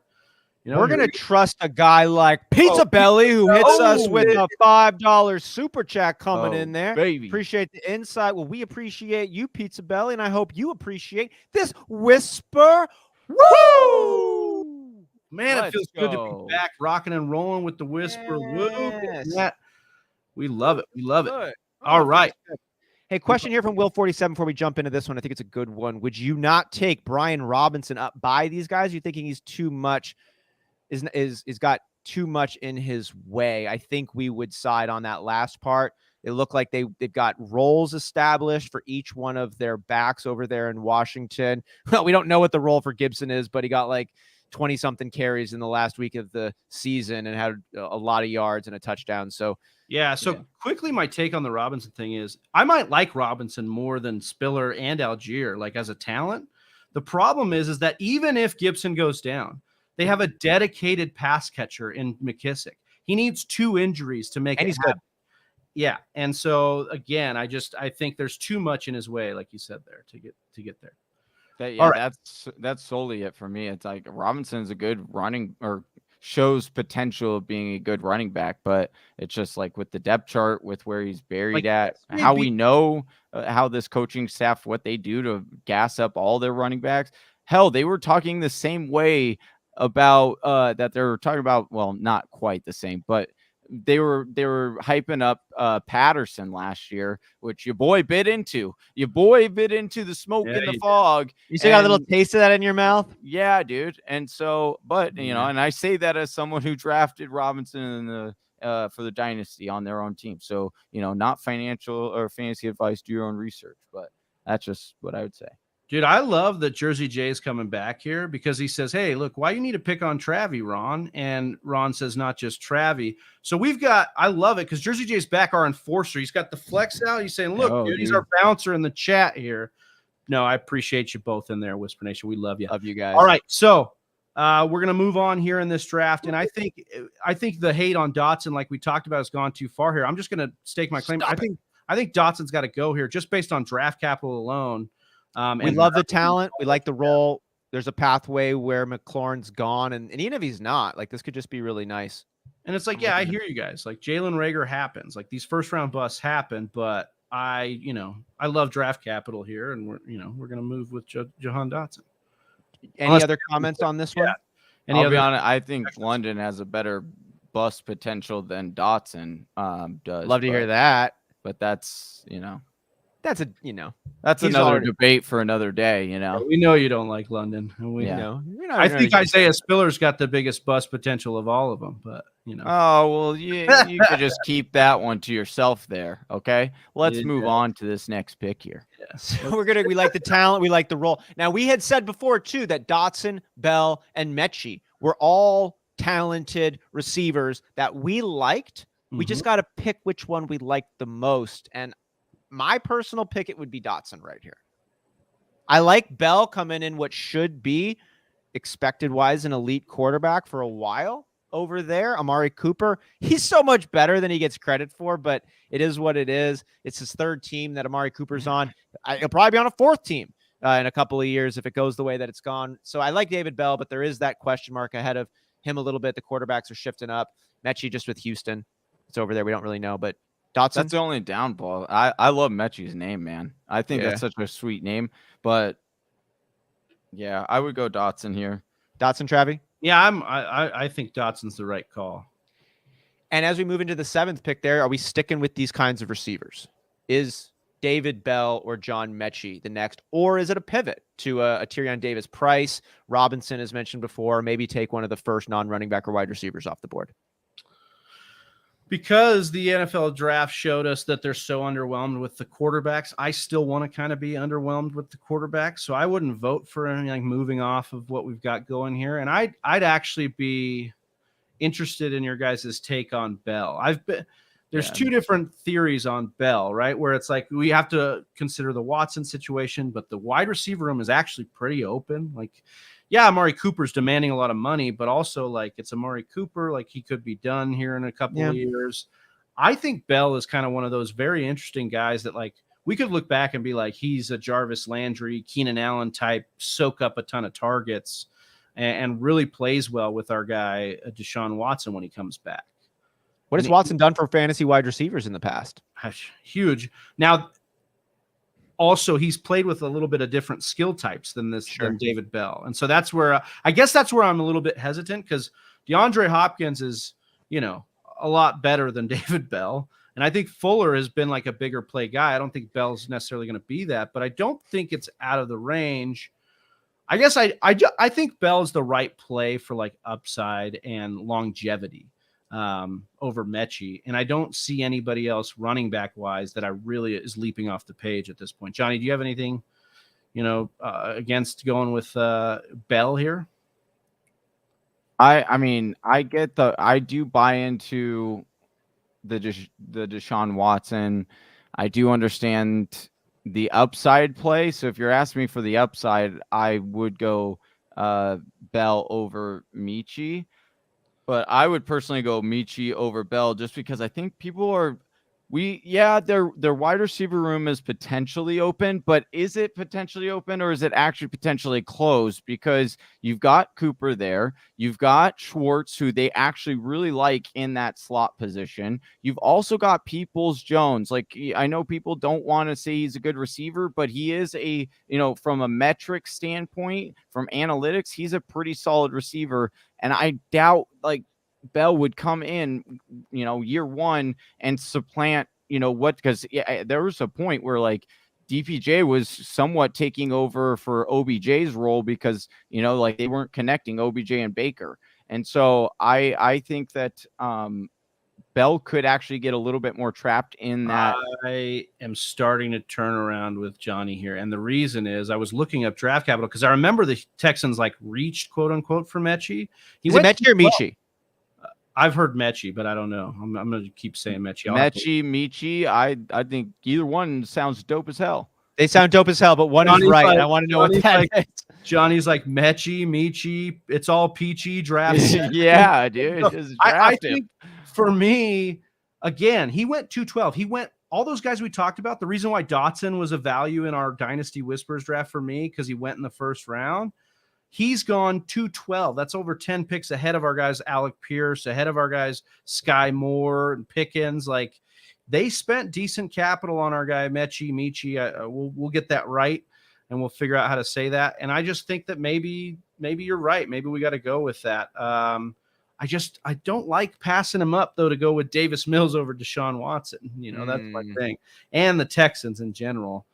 The Texans' new GM is from the New England family, and they've done so well. The family, huh? Hey. So I don't know. It's all in the family, I don't know. Maybe I'm drawing too many lines like it's a conspiracy theory here, but that's kind of how it goes here.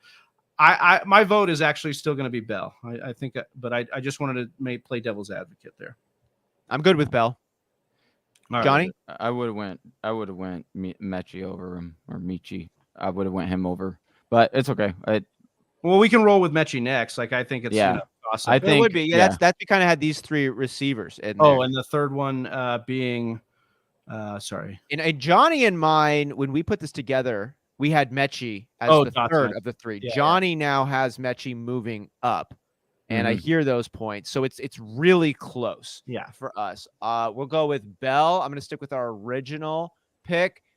But again, not surprised whatsoever if these three orient themselves in a different fashion than how we just picked them up. But we like them all here.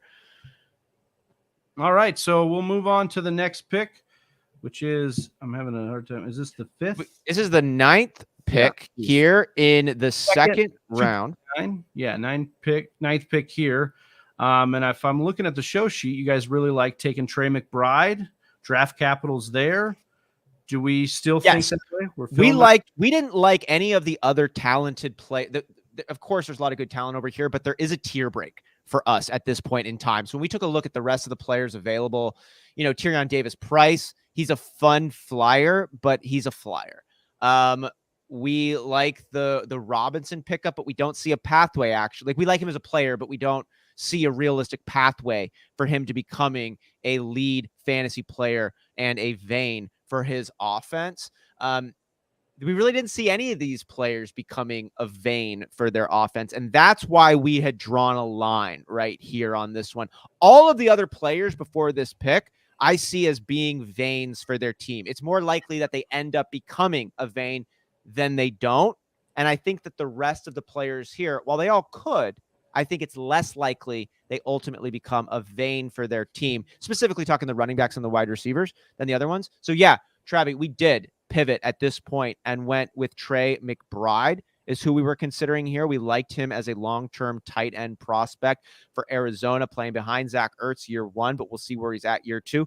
Johnny, you had some awesome stats on Trey McBride here in terms of his college dominator ratings and some other metrics. Wasn't that right? That you'd really like? He was the number 1 ranked tight end coming out as far as what people's projections were and everything like that. It's very nice because he's very similar to Zach Ertz, right? He's not a great blocker, very good at catching. It was interesting seeing a lot of, or he didn't have a lot of the metrics that you could really gauge and figure out how good of a tight end he could potentially be.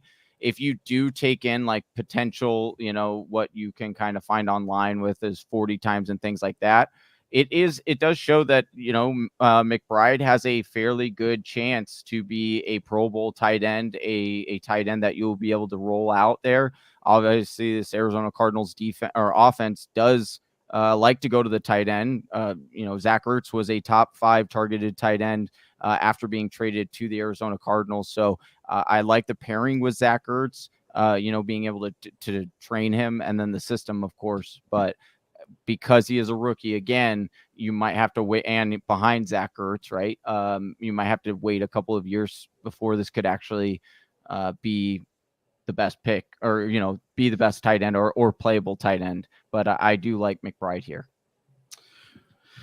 Yeah, I mean, Austin talking about the veins. I just want to know what's more important, a fantasy football main vein or the vein that they took out of the Snickers bar? Like, which one are we more concerned with? No, like, joking aside here, I think McBride's the right pick. It's funny because I don't think that the NFL was fond of the quarterback, so I don't really want to be fond of the quarterbacks here. If we're going to switch, non-wide receiver running back, they liked McBride, and the Cardinals did too. They drafted him in that second round, and I think, yes, I've heard it. Like, Ertz's contract is tough to get out of. Like, they got him for at least 2 years. Like, it's a binding contract in a way.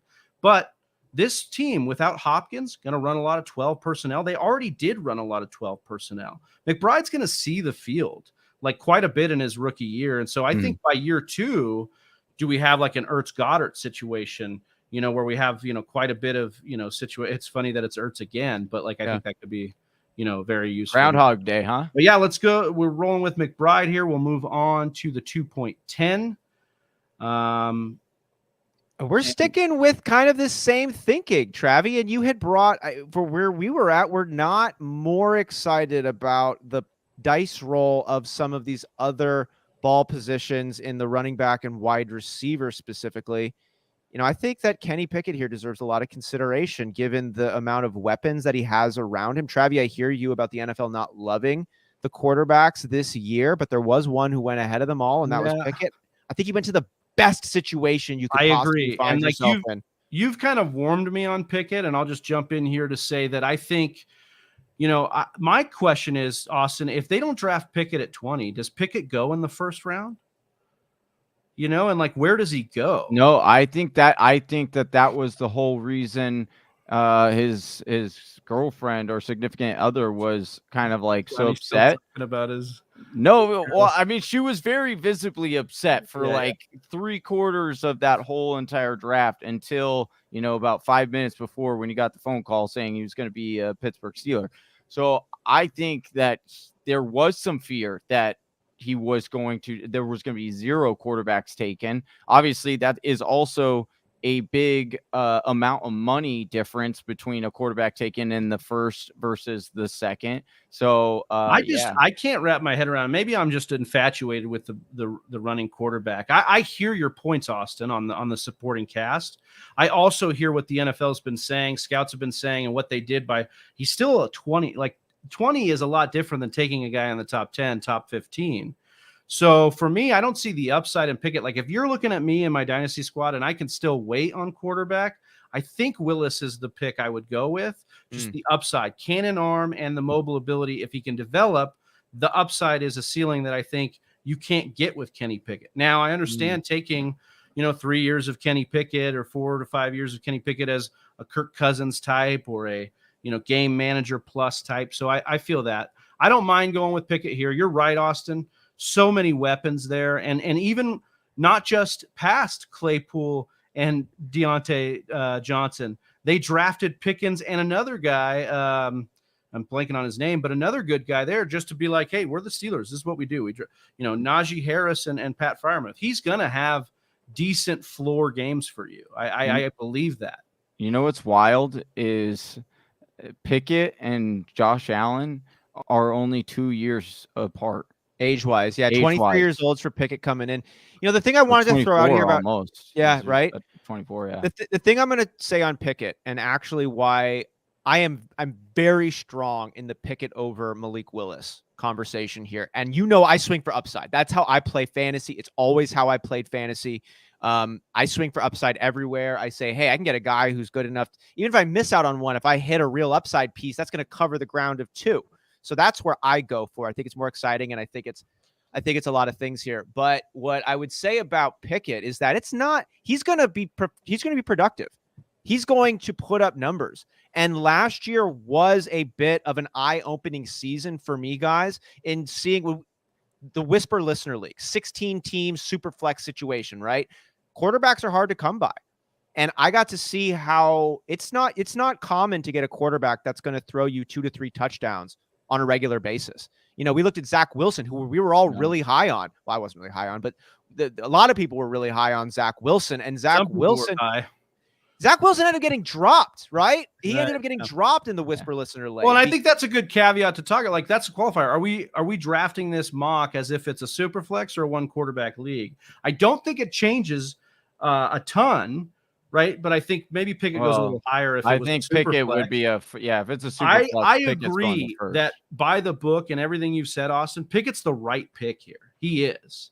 He's the right one to go. I struggle with wrapping my head around if you're already set at quarterback, not swinging for a guy that's like kind of your farm guy that could reach a higher ceiling.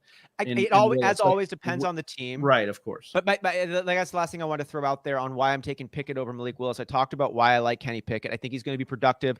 I think he's a starting quarterback, goes to the best system for development, for support. He's got the weapons. It's a great situation. I'd be shocked if Pickett busts. The age actually in this one I see working in his favor. He's the most quarterback NFL ready, stepping in day one type of guy.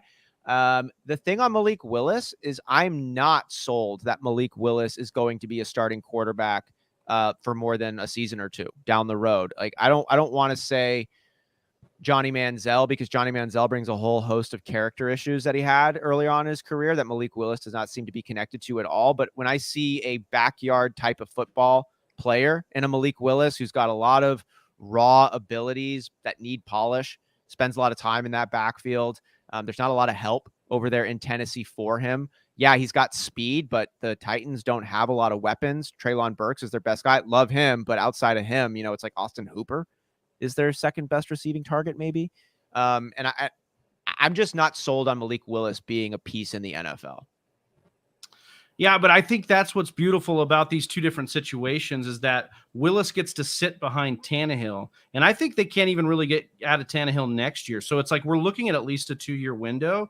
And if Tannehill can work on the things, if Willis can work on the things that you're talking about, like the off-balance throwing, the mechanics, all that stuff, if they can coach him up, man, what a weapon they'll have. But I agree with you on the Pickett short-term value and all the things that go there. So we'll put Pickett slotted in here at 2.10.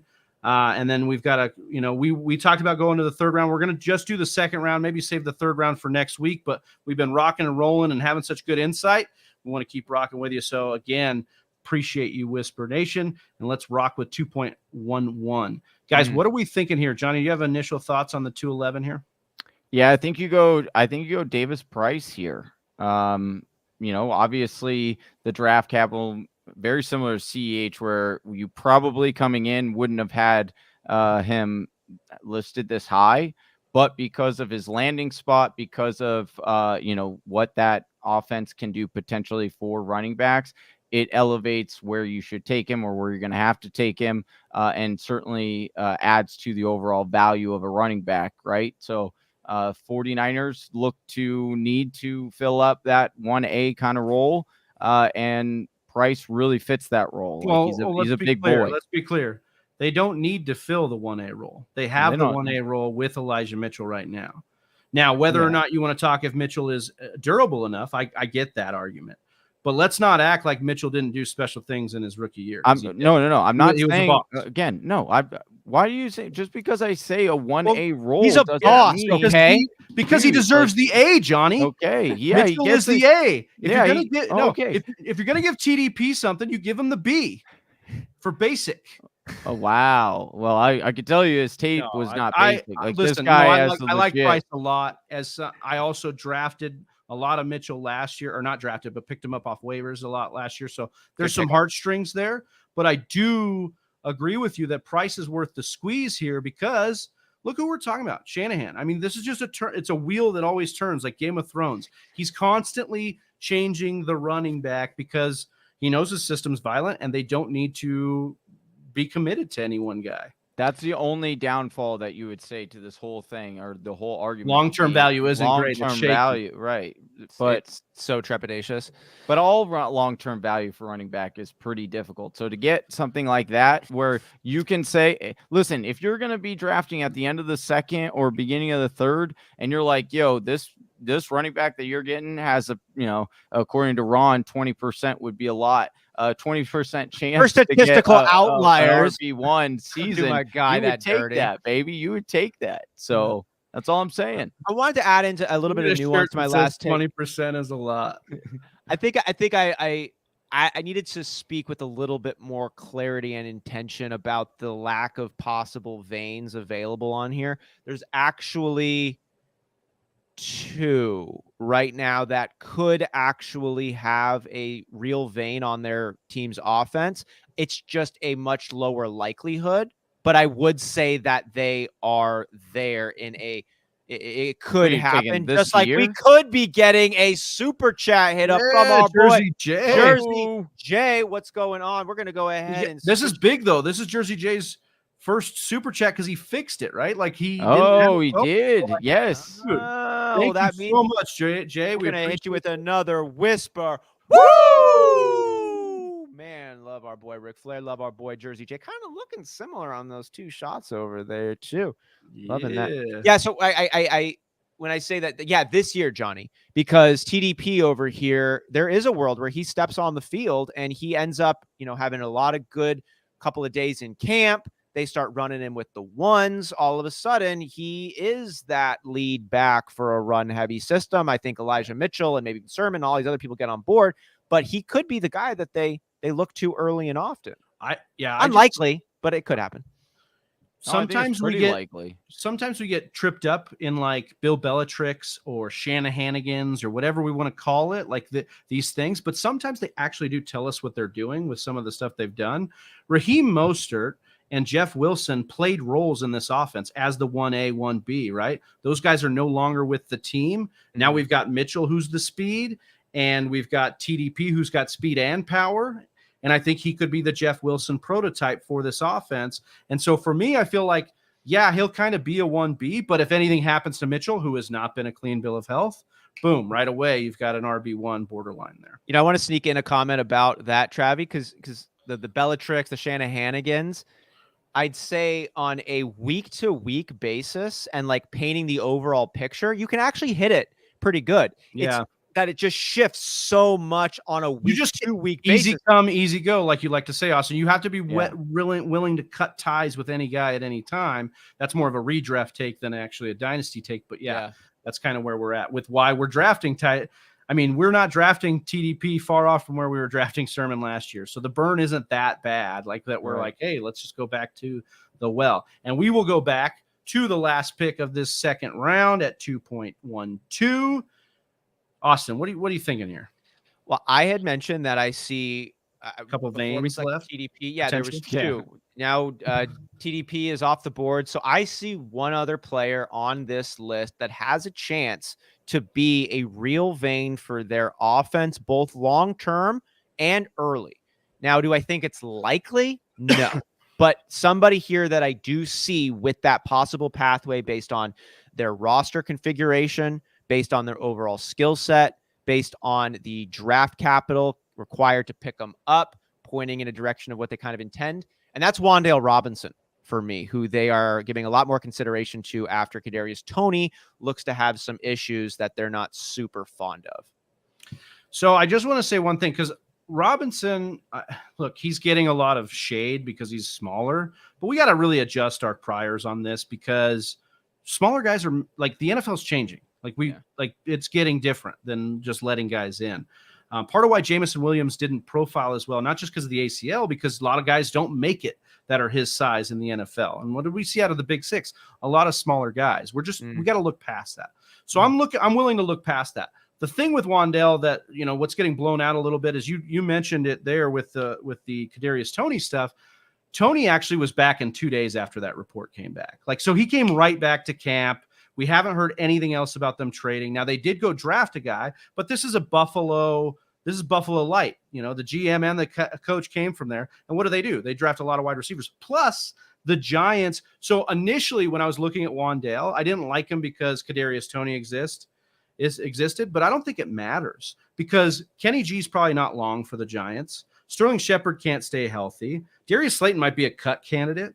So there's guys that we're talking about here, like Toney and Wan'Dale could both come in, and maybe you see like Wan'Dale is the Isaiah McKenzie, and Toney is so good he becomes maybe a Diggs or a higher level wide receiver. I don't know, but I think that there's room for both to eat, and you get the insurance that like if Toney keeps acting up, bam, even more targets for your guy Wan'Dale. So I really like the Wan'Dale pick here. I'm warming a lot in this late in the process on Wan'Dale. What's interesting for Wan'Dale is, right, like you talked about the Isaiah McKenzie role, like it's looking like he will get that. But watching this guy's tape, Austin makes like a good point. Sometimes when we're watching tape, it'll be like, oh, you usually tell what's going to happen on this play or what. And I'll be honest, when I was watching Wan'Dale's, every time I was absolutely wrong. I was like, oh, this is probably going to go for 6 yards. He took it to the house for like a 50-yard, and it was just, he is so electric with the ball.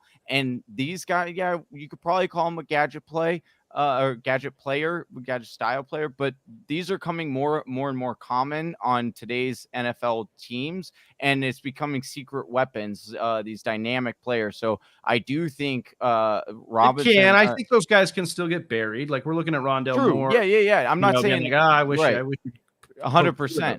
But when you're talking about a guy who, has the ability to do the things that this guy can do in space and, make something out of nothing, teams will try to get that involved at least a couple of times every single game to keep defenses honest, just to, open some things up that they might be trying for later.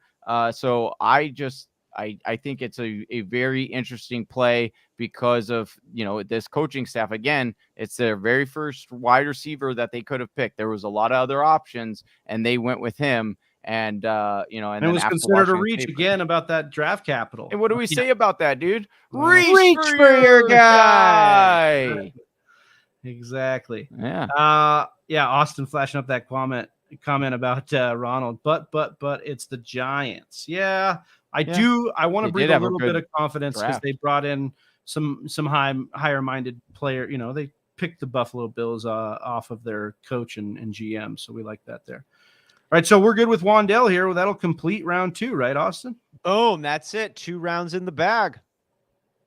Austin, Johnny, we did it. We finished our round 2 of the rookie draft here, a mock rookie draft. Just want to thank everybody in Whisper Nation that was in the chat. And again, if you're new to the channel, hit that subscribe. We just want to exit this thing with one subscriber, one new subscriber. So please help us out right here at the last minute and get a hold of us, on Twitter or in Discord to let us know that you subscribed if we don't get it before then.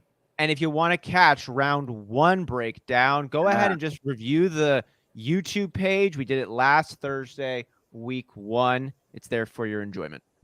Abso-freaking-lutely. So for Johnny Game Time Hicks, for Austin Cyr, I'm Big Travy. We're the Fantasy Whisperers. We'll see you next week. Peace. Right here. Look at you go. You made it to the end of another one of our videos. Hey, if you still have some questions, I totally understand. Or you just want to join an awesome fantasy football community, head on over to our Discord chat. Link is in the description below. And if you're still not sold on us, check out one of these videos.